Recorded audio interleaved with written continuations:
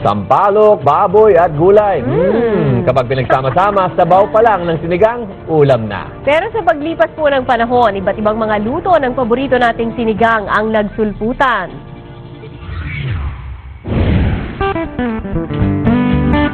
Sigang, isang Tagalog na salita ng ibig sabihin ang daan-dahang pagluto ng karne sa palayok.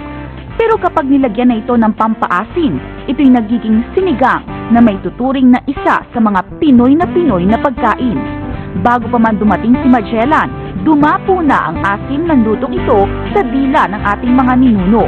Hanggang sa nobelang Noli Me Tangere, hindi nakalimutan ni Rizal na banggitin ang ulam na ito. Pero kung dati, baboy, manok, isda at gulay ang kadalasang lumalangoy sa maasim nitong sabaw, ngayon, ultimo corned beef na sisigang na rin. Itong corned beef na to ay binibrine or kinukure namin ng Praxol. Nasabi nilang corned beef, ibig sabihin kasi ng corn ay isang chunk o isang malaking peraso.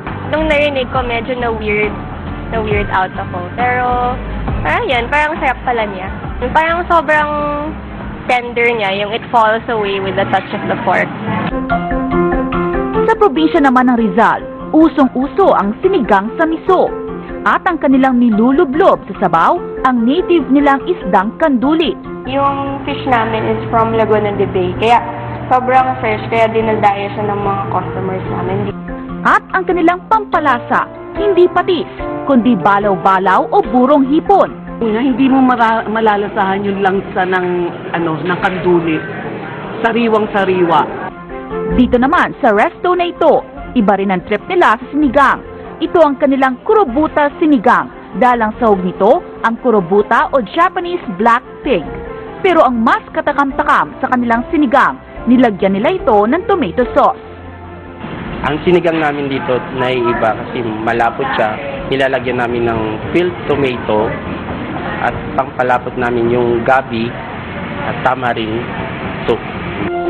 Ang kanilang pangterno rito, mainit na garlic rice o binagoong ang kanin. Nomi Dairy, News 5.